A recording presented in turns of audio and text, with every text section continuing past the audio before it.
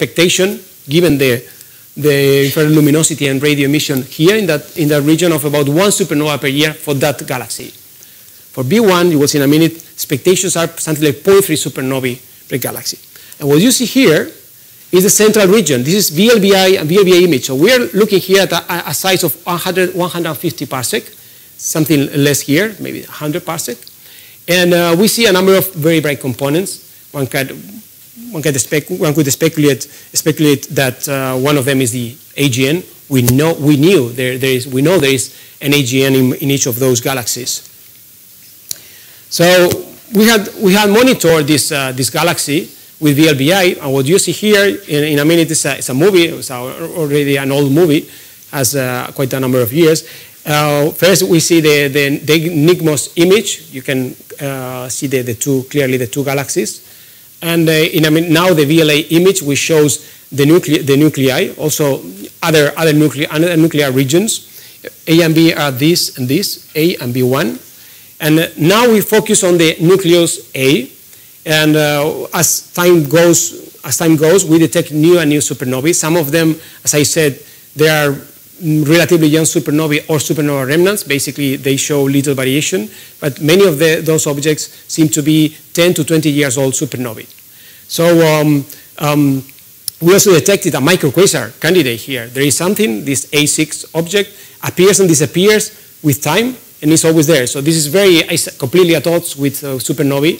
And given the radioluminosity and also X-ray observations toward the center, we are quite confident this must be a microquasar. We also detected the nucleus, the AGN in that galaxy. For some time we thought these were different supernovae, but then we found evidence for a really core jet structure that we identified with the AGN. And we also, well, as I told you, it is pointless to actually look at this at the center of those galaxies in the optical. We won't see anything. So looking at the radio, we detect supernovae, but of course we are not given any, we cannot get any spectrum. So we are not given a nomination. So that's why at some point I decided to name one of those supernovae Alicia Supernova, which is my wife. I know you may have heard this story. Is this new Corcola supernova here? After 1 year of observations, it became brighter and brighter. And just for fun, I put the name. It's not someone. There is Alicia Soderberg. It's a very famous astronomer. She does also radio astronomy. And in a conference, when I showed this slide, this movie, they asked, "Oh, so is Alicia your wife?" Or something. No, it's not. It's a different Alicia. It's not Alicia Soderberg. So I think she's married to Edo Berger. Or yeah, okay. Okay, so just for the chuckles. So now back to the mainstream of the talk. So in 2005, so remember I started this in 2008, but in 2005, January, there was a transit detected in the infrared. So my colleague, which actually became colleague in 2008, I had no idea of his existence before that, discovered a transit in R299b, okay, the other galaxy, not the one I talked for a long time, you've seen the movie, the other one. And well, I think it's quite evident here that when you subtract the two images, there is a huge residual here in that galaxy. So that's a new event. It's quite close to the central region. You will detect that. We'll discuss this in a minute. And of course, that was part of a systematic search for new supernovae. So actually, that guy, a Finnish guy, was doing the same work, the same job I was doing in the radio, but at near infrared wavelengths. So in 2008, I got in touch with him. We published a couple of papers on different objects, and he mentioned to me that a few years ago I detected this. I said, well, yeah, I've noticed this is also very bright in the radio, but must be another supernova, right? So he said, well, yeah, but it still keeps raising and raising all the time.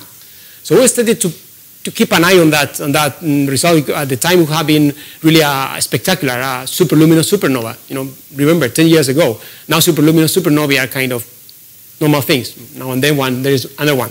Anyway, Seppo and myself and other collaborators, we started to follow this kind of targets with many different telescopes, including the VLBI. And just just to reinforce the message, the extinction towards the central region of B1 is huge. It's extremely huge. So that's why the only hope is to go to adaptive optics in near infrared or or to radio to detect new supernovae, or well, use also X-ray observations, hard. So actually, new star observations show that it is a Compton thick AGN, so it has a extremely high column density, and we now have a good handle that the mass of this supermassive black hole sitting there is something like 20 million solar masses, so 5 times more than the one in the galactic center. Okay, and an important thing for you to remember is that the AGN torus seems to be viewed almost edge-on. So from this night picture, we have the jets and we have the disk. We are actually looking towards the central region like this. Okay, we have to go through most of the torus to see the AGN. Okay, is that clear? Yeah. Hey, wake up. Time to wake up. Yeah. So now, what is the nature of this transient? We were starting to really care. Well, maybe if we have found something really spectacular, we should publish this in a high-profile journal. And well, as usual, what are the options? So the options are basically either this is related to the central black hole, or it is not related. If it is not related, most likely explanation is supernova, gamma ray burst, microquasar. And if it is related, it should be then an AGN activity, which is, of course, the AGN that do strange thing, or maybe a TDE flare. We started to think about this possibility of a TDE flare. So first thing was to be sure whether this has happened in the central regions or not. So basic summary of this slide is that, yes, the thing is to be, has to happen very close to the central region. So actually it coincides essentially with the AGN nucleus at the infrared wavelengths. Okay, so that seems to be quite clear. It happened in the central region, and indeed, the VLBA observations, these are before and after the event, coincide very nicely within a few milliseconds. Okay, with the position reported at near infrared wavelengths. So there is, of course, a connection. Now, one caveat, maybe the infrared detection was in January 2005. Those observations, these are actually from January 2005, nothing. This is from July 2005, okay? So in July, there was a clear detection something. So at the time, that was identified as a supernova by another, by Ulvestad here. And that's why, you know, we were biased. We were thinking, well, another supernova, who cares? We have already found many.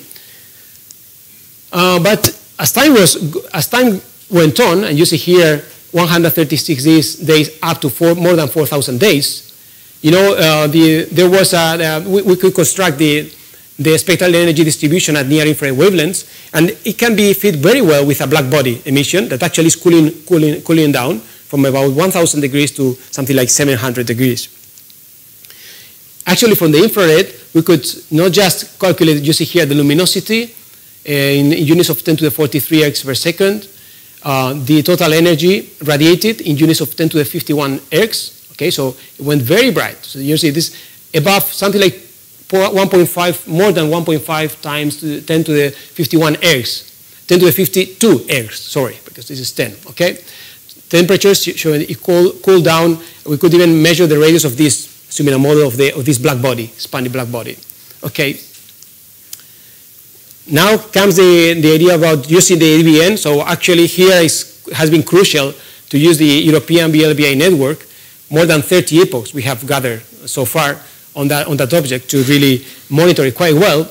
And maybe that's probably the main slide, the talk is that while at the beginning you saw there was a point-like structure centered at this position, with time, this thing has been evolving, and actually like a jet, okay? But there is nothing here left in the center. Normally you want to see a core that stays there, and then the jet, which moves. Here we only see the jet. This is already suspicion behavior, you know. Where is the core? Where is the AGN? So that really was one of the strong hints. We thought that's very unclear. That is very strange for an AGN that just ejects something, and the AGN itself doesn't do anything. You see here two frequencies. This is at 5 gigahertz. This is 6 centimeter wavelengths. And at 4 centimeters wavelengths, okay? And the same can be seen. By the way, now it's really getting quite faint, okay? So we are trying to get some more time just to see what's happening in India with this. You see this now here in a very short movie, same epochs. and how it has been moving. So in just a matter of a few years, it has expanded quite significantly, just a few milliseconds. But that corresponds to a quarter of the speed of light, apparent. So it's 75,000 kilometers per second, really, really fast. So basically, this is ruling out a supernova. So a Kokkola supernova could expand for many years for 10, 20,000 kilometers, not many years actually, then decreasing rapidly to 5,000, then maybe to 1,000, a few thousand kilometers per second. So that immediately told us, well, the morphology, the expansion speed is ruling out a supernova scenario. It also rules out gamma ray burst scenarios, you will see in a minute, because actually the observed radio peak that we have and the evolution is really at odds. I'm sorry for that, because I was supposed to have put here before the radio light curves for the target. We will see in a minute that the peak happens much, much later on.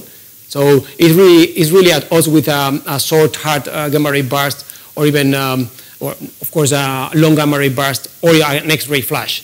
So basically, the observed time to peak, to reach the peak at radio wavelengths, and the observed luminosity rules out this.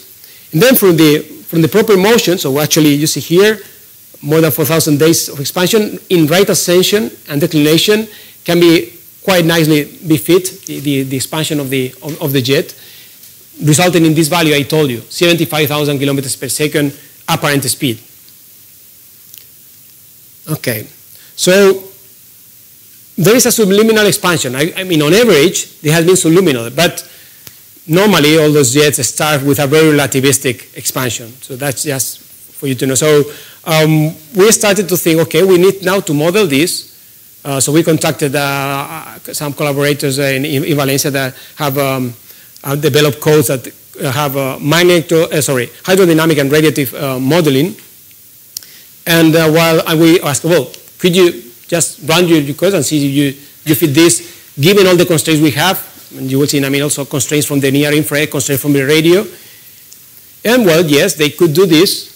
So you see here that the peak happened as quite late, as what I was saying, that the gamma ray burst could be ruled out. And actually, it could be modeled as a TDE jet, evolving with time, that of course encounters a very dense medium. That's actually a constraint put into the model from the near infrared observations and other observations we had.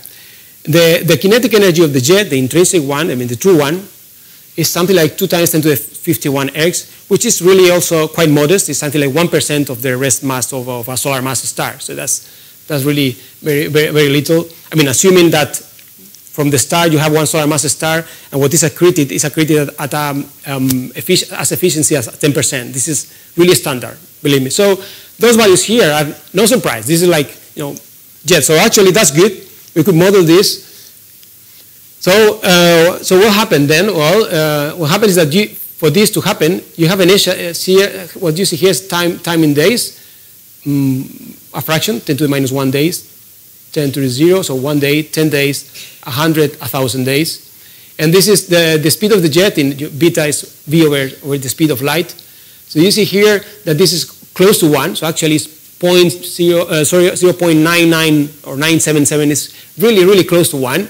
But then it soon starts to decelerate. After more than 10 days, it starts to drop severely. And about something like 700 days, 800 days, it continues to decelerate. Why? Why so? Because it's encountering all this material that is in the dust. So the dusty torus is really actually very, very heavy. So it gets decelerated. And then as soon as it drills its way out of the torus, it suffers a sudden acceleration, okay? So this is just when it basically encounters the end of the torus and just gets out, okay? And well, here that's different. Now, how does compare this kinetic energy of this transient, of this TDE jet, model TDE jet with other similar base? So we have all these dots here are supernovae, type 1b C supernovae. Those guys here, the magenta ones, are GRBs. So by the way, sorry. So this is speed basically. So gamma is actually related to beta, but This is like a speed, okay? So it can be above 1 because it's not just the speed, okay? So it has it gets into account the Doppler boosting, the Doppler gamma factor, okay? The Lorentz gamma factor. So it can be above 1, but basically if it is above, beyond 1, then it's considered to be, this is relativistic. This is a non-relativistic regime. So you see a clear difference between normal supernovae gamma ray burst. What you see here, all these stars are basically AGN, okay? So AGN actually have very powerful jets that actually are quite relativistic all the time, okay? What we see here is a number of all these points here, the blue ones, correspond to TDE candidates, okay? So they are very low luminosity TDEs or to very bright ones. So actually the Swift, the one that I told you at the very beginning, is the most luminous so far. But the AGNs are really stay here in that region, this relativistic regime. So what happens to one of these, what should happen with our targets, that it should move from this regime to the relativistic, and after 1 or a few years to the non-relativistic regime. That's actually what we have modeled, okay? So what you are seeing here, just as it started very relativistically, and then moved. And then this just, it goes like this because basically the kinetic energy gets accumulated a bit higher, but you see 2 times 10 to the 51. Okay, so we have then a jet that is unlike a jet that we should expect in an AGN in terms of luminosity and behavior. We have this thing that we didn't see the core, just the jet. So many things started to tell us this is really must be a TD, or let me just have the most plausible explanation look to us that's a TD. Let me also mention a bit that this thing about polar dust, I wasn't really familiar with this. So beyond the dust that is in the torus, a number of AGN have been modeled, have to be modeled actually by using also polar dust. So there is a certain amount of dust that is in the polar regions, and actually we need. This is one case where we actually needed that, or so it's quite this kind of AGNs, because what happened is that here you see the pre-explosion infrared CD modeling. Here the post-explosion. What you have here basically in the infrared is that we have a contribution from the starburst. This is this dash line, okay? That basically is the same before or after, so actually is not touched in the model. We have an AGN contribution, okay? Then the solid line is actually the sum of these 2 contributions, plus a polar dust emission that needed to be there to actually just to model correctly the total pre-burst emission. Now, what happened after the explosion is that there was a huge increment in the infrared emission, and actually is due to this polar dust. So, what is the interpretation? So, the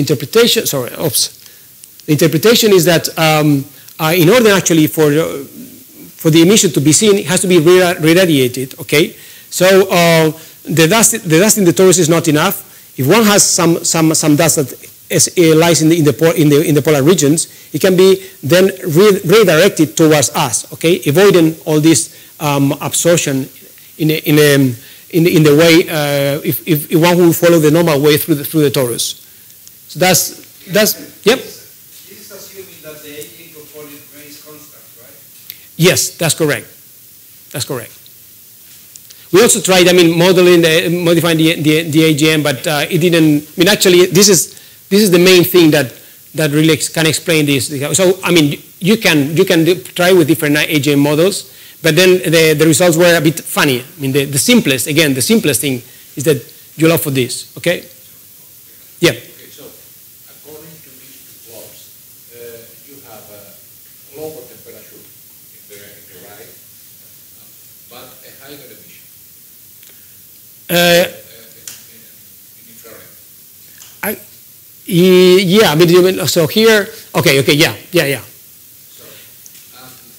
So you are cooling the dust, but what is the reason this emission of the dust is increasing so much?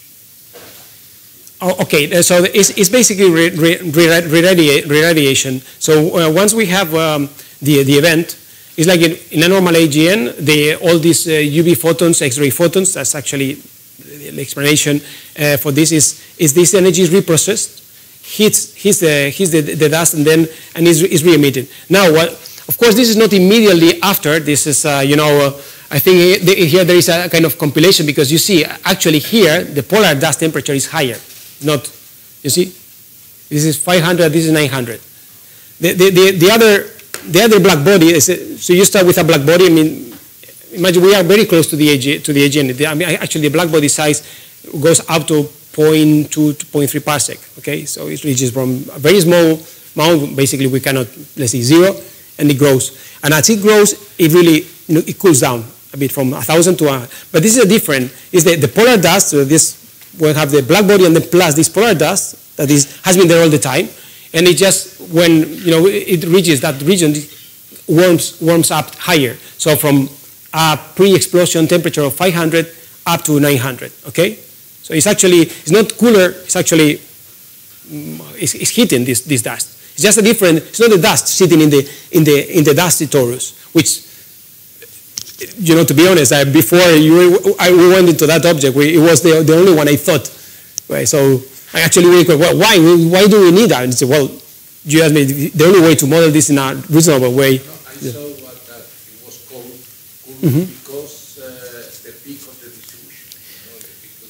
You are right, and you are right, and now this this raises to me also a concern, because I agree with you initially, but then I look, no, I mean but let me just ask this way. So that, by the way. The credit to this modeling has to go to Andreas Efstasiou. He's really a well-recognized leader in this. But you are completely right. I think here the peak seems to be to the left. So it should be. So that's a bit. Maybe we are wrong after all. Okay, sometimes happen. Oh yeah, exactly, because here is lambda. Yeah, so everything is. Yeah, so we were all the time. Yeah. I was fooling myself. Yes, it's to the left where it should go. So it's here. Okay. I don't need to ask and make myself more even more full. Yeah, good. So the point is that this dust has to somehow increase this covering factor. So we actually, that's the main one you will see in a minute. The main point where we have really not degenerate, because we have this range, but this is quite large. So we can estimate that the radiated energy is very large, actually, but it could be from something like 2 to up to 6.5, 10 to the 52 ergs. So actually, we don't have a typical 10% error. There is a spread of a factor of 2 around 4, so 50%, 4 plus minus 2, okay, 10 times to the 52. Now this I think I'll skip these equations. It was just to impress. Okay. Now, but this is really crucial to the talk. So what you see here is in this parameter space, beta. This is the true speed of the jet. So it cannot be larger than 1. It's to be something like above 0. And you see, and what we see here is the angle of the jet towards the line of sight. So how we are looking at this jet. Which is we are looking straight to this jet, and therefore this should be something like 0, or is it really perpendicular to us and it should be 90 degrees? Now, let me explain this a bit. So the red solid lines are the constraints from our VLBI observations. VLBI observations measure, let's say, we measure the expansion, and therefore we have a strong limit, well constrained on the apparent speed, because this is projected. We don't know exactly if this is not really true speed. So this 75,000 kilometers per second is an apparent speed. So these are the two constraints. Now, also from the radio observations, I will not go into details, but the fact that we see the jet, but not the counter jet. Remember, a jet has two opposite directions. We should see the jet, let's say, in one direction and in the contrary. We don't see in the opposite direction anything. So that gives us this constraint. Okay, quite conservative. What would it mean? Well, it means that then the range of this angle should be below. So when we cross this, all this green thing, then it comes the limitation from the modeling. Also, this is important with all the rest of the modeling. So the models basically allow the speed, the true speeds of the jet. This is because you do it in the computer. You can play. To really explain all the observations, then it's constrained to within that range. So in the end, we come up with a very small region for the theta. So there is no magic. It's just put in the observations plus the modeling constraints, and then this angle has to be in something between 25 and 35 degrees. Okay? So it's not looking perpendicular. It's not looking. We are not looking at the AGN like this. We are not looking also perpendicular. We are something in between 25, 30, but not 45, not 10, okay, not 70. And that's important because that's important, as I'll show you in a couple of slides from now. Now, the mass of the disrupted star. Maybe some of you will wonder, well, but do we have any idea what is the mass of this star? Well, that comes basically from the constraints from the near-infrared observation. We have a good idea what was the radiated energy, even with this large error. Then, assuming just a standard fraction efficiency of this mass being converted into radiation, a standard efficiency eventually of the here is the critical function and the radiative efficiency. Sorry, how this energy is converted into radiation. In the end, we come up with a solar mass of about 2 to 6.5 solar masses. So it's basically that's maybe may sound like too much, but it's quite normal. And you see here why it's normal. Well, our black hole. So this is the allowed the mass of the black hole, okay, and this is the mass of the object that, let's say, is allowed to come into a TDE jet. This is logarithmic scale, so this is 20 million solar mass is something like around here, okay. So we go up here. There is no object that actually has, and here we start to see that around one solar masses and up are allowed. So for our constraint, 2 to 6 solar masses, we actually see that this is okay. Why this is okay? Let me remind you that at the very beginning I said, if the event happens within the event horizon, we don't see anything. So this is really important.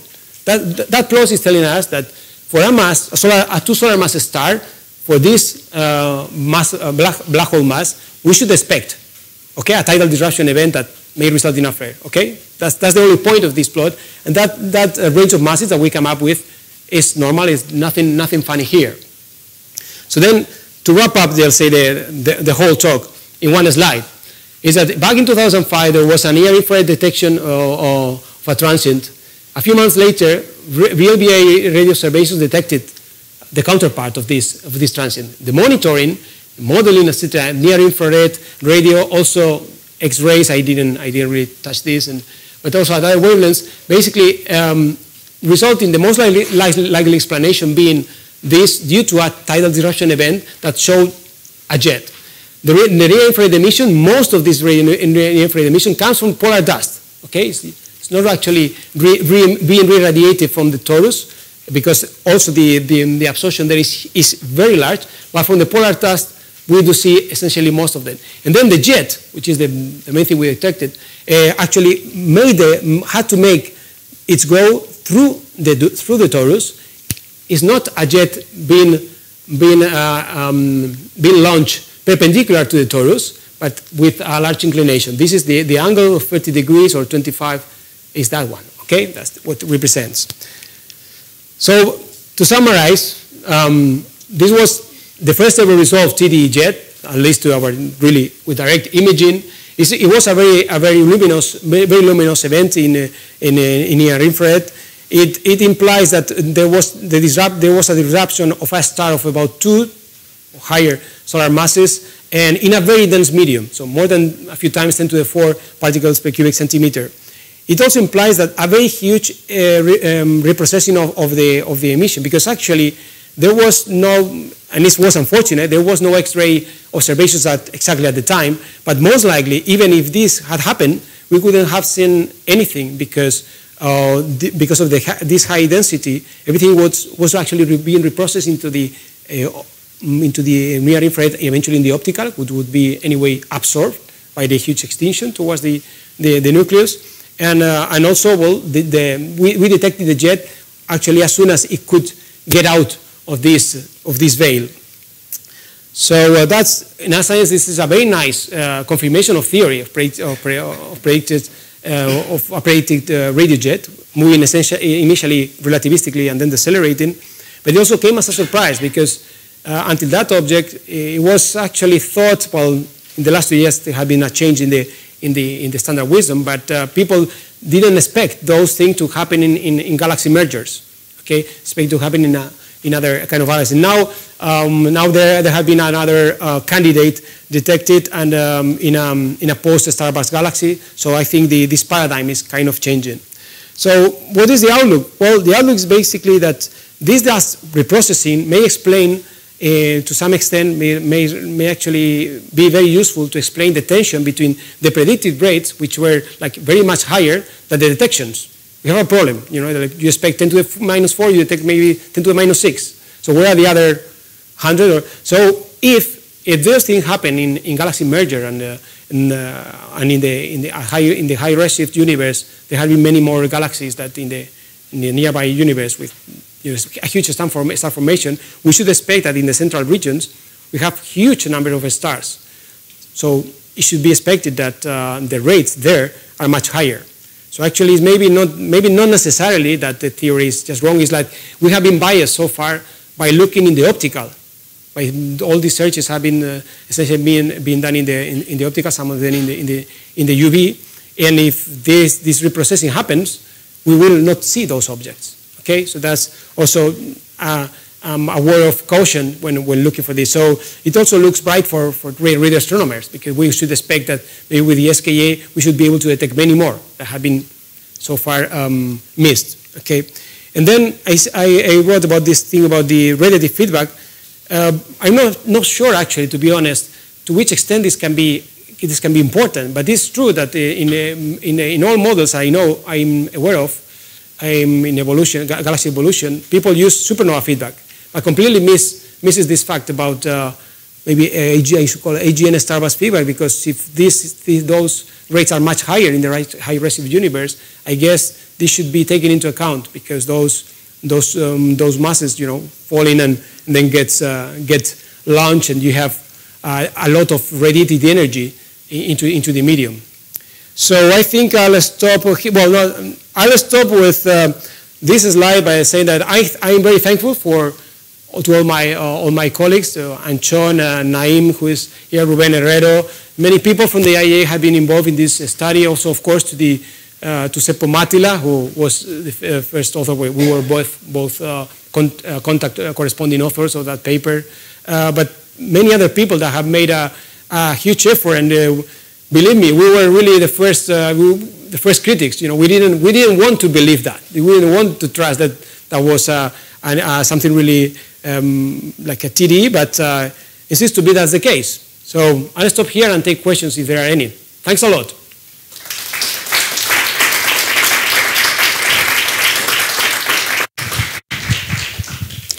Thank you very much. Before the questions, we need to sign the assistance. Okay, just circulate. And also, in other advice, if you want to have your news in the presentation before the speaker, please send to me during the week before the seminar, so I can include in the presentation. Thank you very much, Miguel. Very nice talk. I'm a bit curious about what you've said, the relationship, or the eventual relationship between merger, galaxy merger, and TDEs, saying that in the past there was no correlation expected. And I mean, could you please elaborate a bit more on that? Why should you be considering such a non-relation between those things? Okay, so I think my opinion is that I think again there was some kind of bias. People had detected these objects not in galaxy mergers, and therefore it was put forward this idea that, well, maybe they happen in some kind of a specific galaxies, not really related. Now, as I told you, we are actually not the only.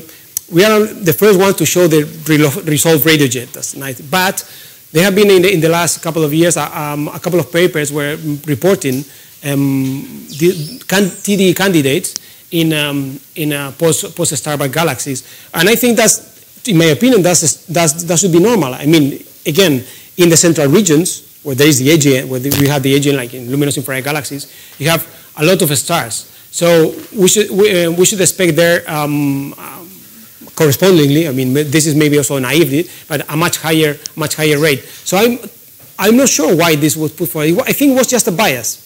The first detections were in different types of galaxies, and I think people got into this loop of, oh well, there is something there, and just forgot. Not that they say, oh well, they shouldn't happen there. I think it has been there all the time, but like they forgot. Now maybe I put the idea in the reverse order that, well, maybe this can help actually to explain why we have detected so far so few. Because, you know, in the end, you normalize TD rate in events per galaxy per year, but not all the galaxies are the same. I guess in galaxy maybe we should expect maybe an order of magnitude more higher.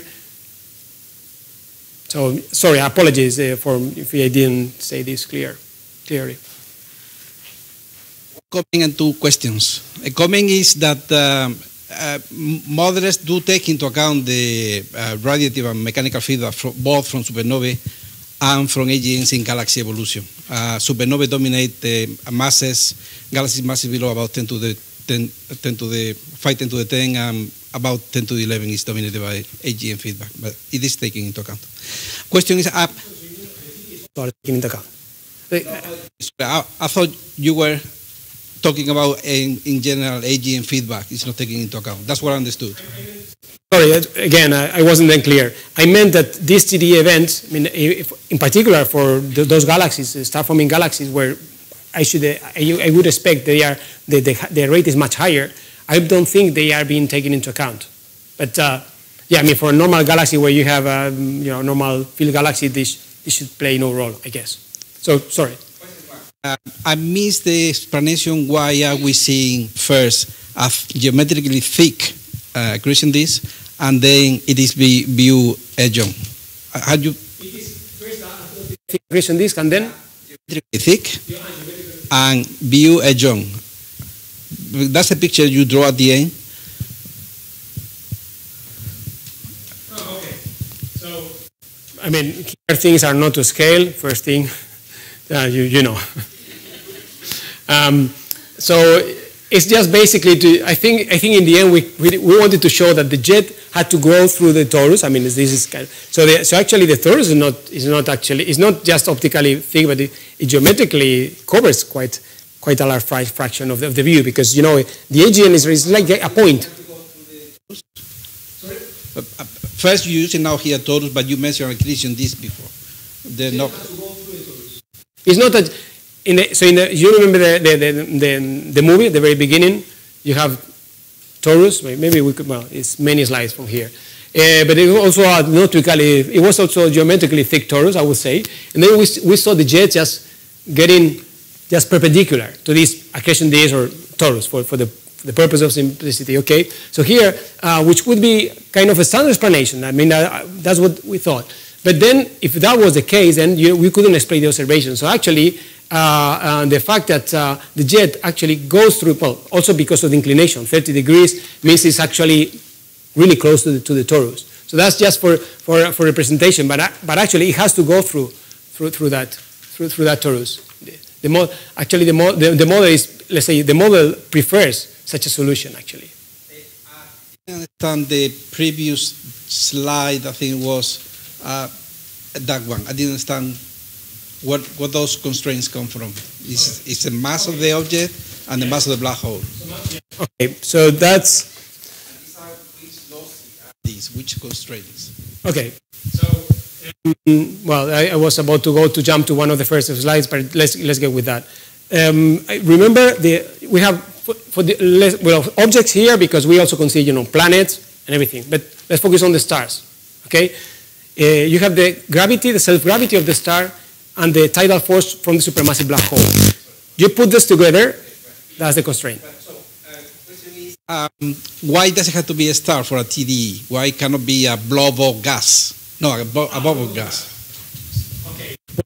The point is, okay, let me just generalize the talk and say, well, we will find that the blob of gas has to be 2 solar masses to 6 solar masses. I think that's probably the easiest way. But no, we don't get, so the amount of mass that had to fall there, the mass of the star had to have been between 2 and 6. So star or other object, but it's very difficult to get one of these blob of gas. No? Oh, well. Okay. Yeah, so did you do any spectral index analysis of this event? And if you are planning to observe this with LOFAR at lower frequencies? Okay, so question, yes. I mean, the spectral analysis, well, we obtained the spectral index from the radio observations also, say, from spectral energy modeling you saw in the near infrared. So from the radio, let's say the problem is that it looked for all the time actually very similar to a type of supernova called type 2N supernovae. These type 2N supernovae are very bright in the radio, as luminous as this one. And the evolution in the spectral evolution was also very similar. See, in the end, this is a simple synchrotron, becoming optically thin at different frequencies after you have passed through all this veil of absorption. So the radio was very useful because we had this VLBA observation, this fantastic. The resolution was crucial to really see the jet. So actually that solved the puzzle. But until we didn't see the jet, we were all the ways going through loops. Oh, but it could be maybe AGN can do this and that. And, okay, so we could start to rule out other options. But for example, a supernova, we couldn't, strictly speaking, rule out unless in the end we had clear resolving the jet. And then the second question, LOFAR, no. I mean, LOFAR doesn't have the resolution is so bad. Let's say for these purposes, it's not useful. Maybe it's useful just to get an image and see how it looks at low frequency, but not really adding much at this stage. I think. Just a curiosity. Do you expect something similar to nucleo happening in Nucleus A? Because you can monitor, that is a LIRG, so it's not a major merger in principle, so masses should be the same of the two galaxies. So if these events happen in Nucleus B, why not in Nucleus A? So, this is a very good question. So actually, we have found the AGN there, also from the radio observations, and we have been monitoring it. We haven't found, say, one of these objects as clear, but very close to it. So not as close as to see, oh well, this thing started where the AGN is and it started to move, but very close. We detected a very bright supernova, which we think was a type 2 supernova, and has stayed bright for quite a long time. So it wasn't related to the AGN in principle at all because of the separation, but of course this could happen there as well. So yeah, I mean. Thanks for the tip. I mean, in the end, we did stop submitting proposals because we got a large amount of time anyway. They were quite generous, and they wanted to say, "I will publish all these things," and then, but we are now thinking that it's probably worth trying. So yeah, you're right. Thank you, Miguel Angel. Very nice talk, really, and very exciting, for discussion. The question is. Coming back to the geometry of the problem. Yes, the previous slide. No, the other one with you have, yeah, exactly. So, right. So the jet is more or less 30 degrees, 35 degrees in respect to the LIGO side. It's true? Yeah. Do you find this kind of jet in other galaxies? That's the thing. In other galaxies, when we have with this kind of bipolar overflow, do you estimate the angle between the torus and the flow with this low value? This is a very good question. No, we haven't done this, but people, of course, do. I mean, try to find out the angle to the line of sight of the jet.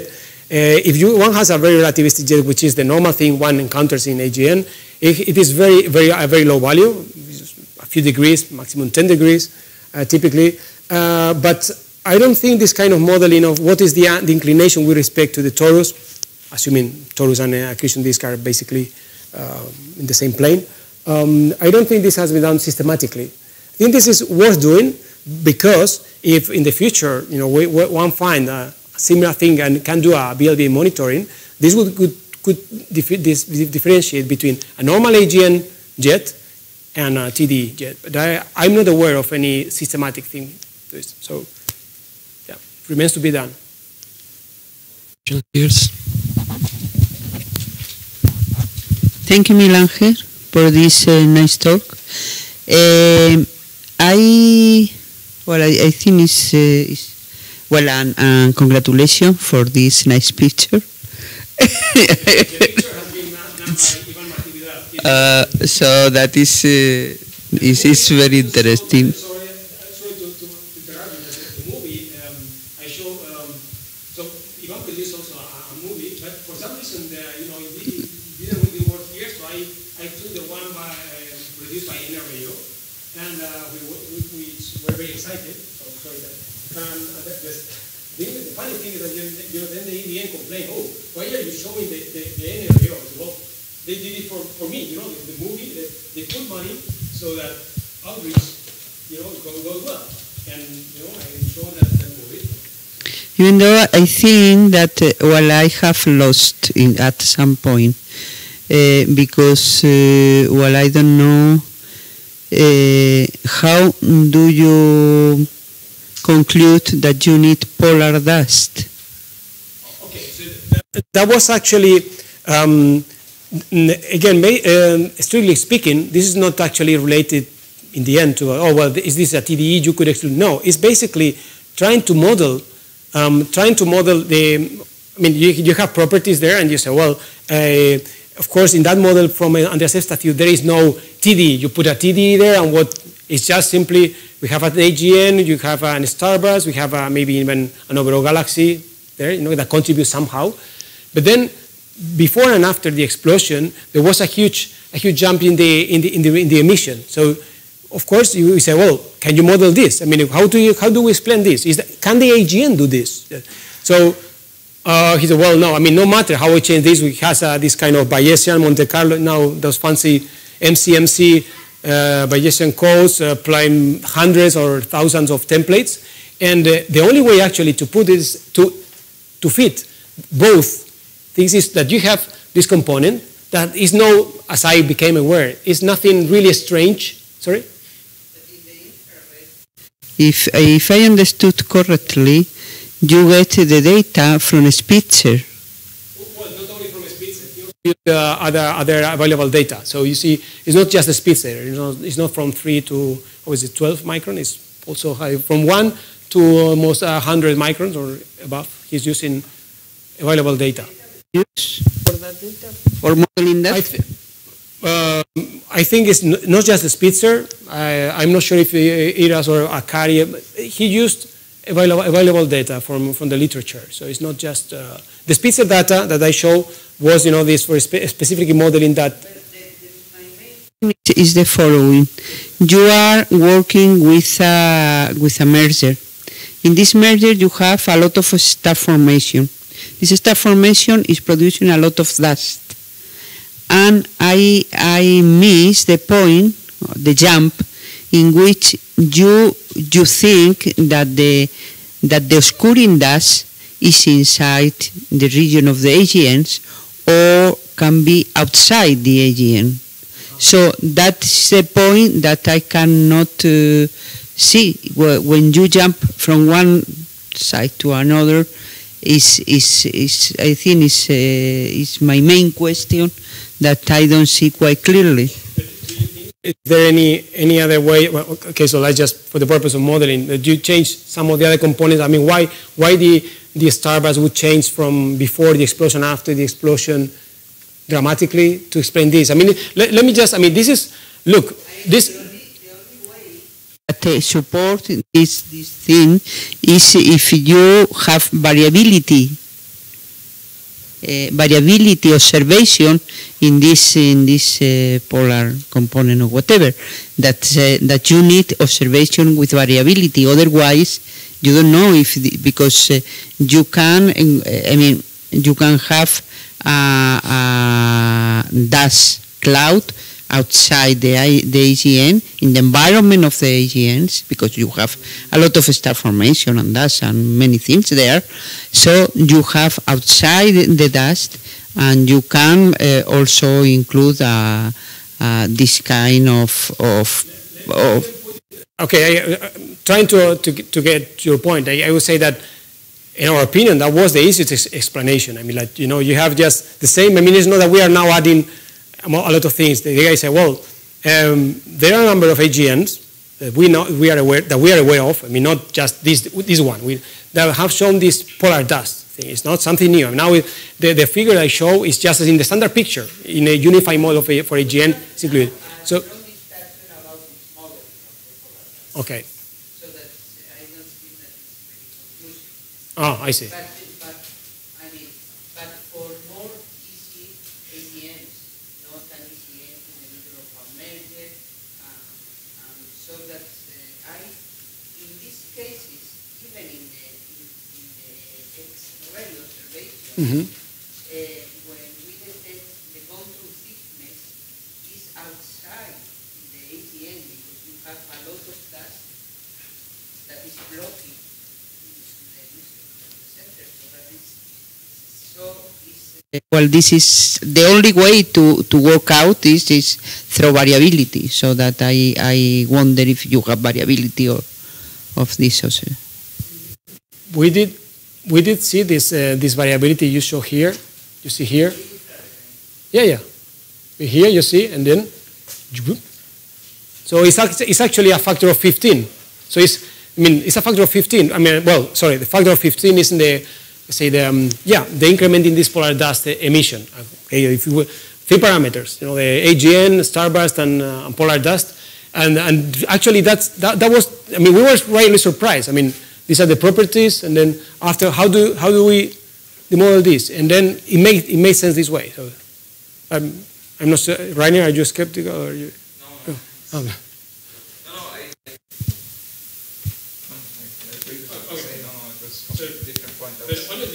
I mean, we were trying also to, initially it was, what the hell are you talking to me about? Polar dust, what the hell is this? So I had to go read, discuss with I mean, normal science goes like this, right? And then, and in the end, it looked at, well, apparently this is the easiest explanation. So it's not that, and of course, you know, in a side way, it allowed us to also really come with a constraint for the mass, but it's not really crucial. I mean, that's actually the main reason, this variability, that we have a not very good handle on the mass of this object, the star. Now that Enrique has left, I can say mass of the star. Yeah.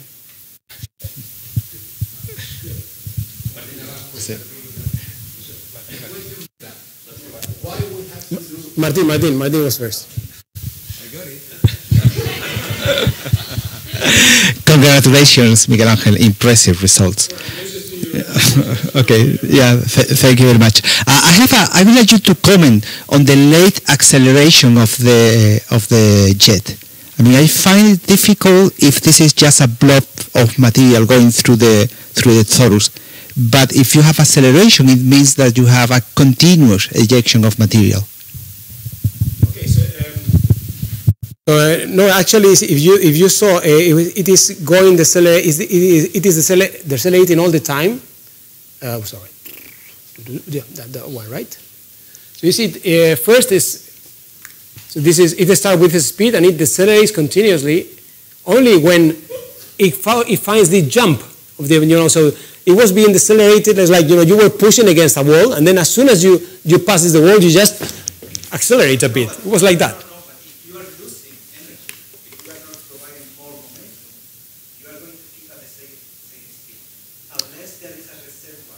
Momentum, which is ahead, which is not the head of the material, but something on the tail. That when you go through a lower density medium, then it's going to push away. Yeah, that's. I think how is Peter Minica, who has made this, has been the guy modeling this. Yeah, so you are probably right. You are probably right that somehow that's included in the model, but. Yeah, I cannot now give you a conclusive. I mean, I would like to tell something that is maybe wrong, but yeah, you're right. I agree with you. Yeah.